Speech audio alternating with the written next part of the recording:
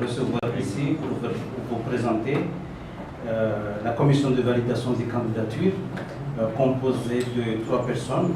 Moi-même qui s'appelle Aboubakar Bouana, madame qui est à ma gauche, madame Dalati Ali Saïd, et un collègue qui a signé tous les documents mais qui est parti en mission en juin, qui s'appelle Nasruddin Aboubakar. Donc la commission de validation est composée par ces 3 personnes. Nous avons travaillé en parfaite collaboration, il n'y a pas eu des conflits ou des problèmes entre nous. Nous avons travaillé en transparence. Donc vous aurez à la suite donc, de ce point de presse la documentation. Nous avons travaillé donc, en indépendance, c'est-à-dire que ce n'est pas la fédération qui nous a imposé qu'il faut prendre telle ou telle personne, mais nous avons jugé selon les candidatures, selon les dossiers, et nous avons également donc, essayé de travailler par des attitudes honnêtes intellectuellement. C'est-à-dire qu'encore une fois, nous n'avons pas jugé que c'est M. X ou M. Y, mais c'est toujours à la lumière des textes. Donc nous sommes inspirés des textes suivants. Il y a des statuts de la Fédération de football comorienne qui régit la fédération. Il y a le règlement relatif à l'élection des membres du CN donc, du 21 juillet 2015. Il y a le règlement intérieur de la FCC du 21 juillet 2015. Il y a la note circulaire numéro 17050 portant modalité pour l'élection du président de la fédération et des membres, et la note d'information portant nomination des membres du comité. Cette note de nomination des membres du comité a précisé notre mission. Donc vous comprendrez très bien que c'est à la lumière de ces documents que nous avons travaillé. Donc pour les candidats au poste de président, nous avons reçu 7 candidatures. Je suis désolé de vous dire que pour cette candidature, nous n'avons pu retenir que 2 candidatures. Pourquoi? Parce que c'est les 2 candidatures qui répondent aux conditions indiquées par les textes que je viens de vous citer. Ils ont rempli toutes les conditions. Par contre, pour les 5 candidatures que nous avons rejetées, les 4 premiers, il y a un problème de parrainage. Je répète, un problème de parrainage, un problème de parrainage. Il fallait au moins 9 parrainages à raison de 3 parrainages par île. Il y a un candidat, par exemple, qui a présenté 9 parrainages, mais 9 parrainages d'une île. Le texte nous dit 3 parrainages par île. Ne nous dit pas 9 parrainages pour une île ou pour l'ensemble du pays, mais 3 parrainages par île pour avoir 9. Il y a un candidat qui a répondu à ces 9 candidatures, 3 par île. Mais malheureusement, je dis bien malheureusement, ce candidat a été parrainé, il y a une équipe qui a parrainé plusieurs candidats à la fois. Le règlement nous dit un membre de la fédération ne peut pas parrainer 2 ou 3 ou 4 candidatures. Donc il avait au départ aligné 9 candidatures à raison de 3 par île, mais comme il y a un membre qui l'a parrainé, qui est parti parrainer notre candidat et notre candidat, on ne pouvait pas retenir cette candidature.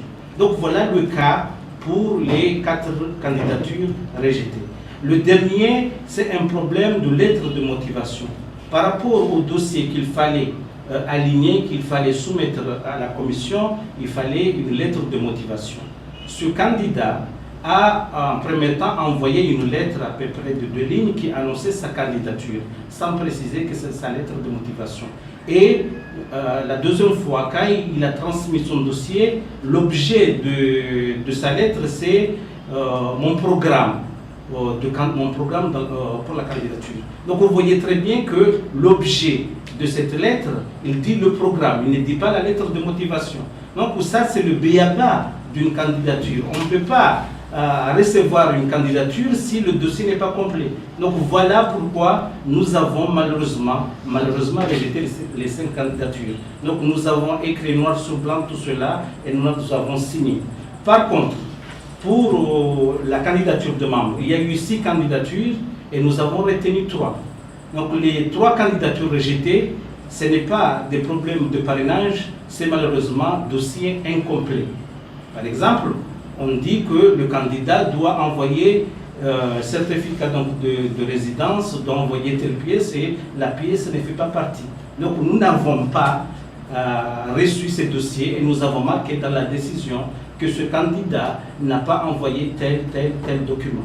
Donc voilà en gros comment nous avons travaillé. Donc là, je vous avoue que peut-être il y a des éléments que nous n'avons pas creusé plus loin. Par exemple, on nous parle de la capacité du candidat à jubiler ou à diriger la fédération ou sa moralité. Donc là, tous les candidats ont présenté des casiers judiciaires et nous considérons que notre justice a délivré donc, des certificats, des casiers judiciaires dignes de ce nom. Nous ne sommes pas au-dessus de la justice, nous avons entériné. La plupart des candidats, ce sont des candidats qui ont effectivement travaillé dans des clubs, des anciens sportifs, des responsables des fédérations du île, des membres donc, de la fédération. Donc là, nous pensons que ce sont des gens qui méritent ou qui mériteraient, mais comme leur dossier n'est pas complet ou comme ils n'ont pas de parrainage, on n'a pas pu les retenir. Donc voilà, grosso modo, ce que j'avais à vous expliquer, donc de vous rassurer que nous avons encore une fois travaillé en toute transparence, en toute indépendance, et nous assumons nos décisions. Merci.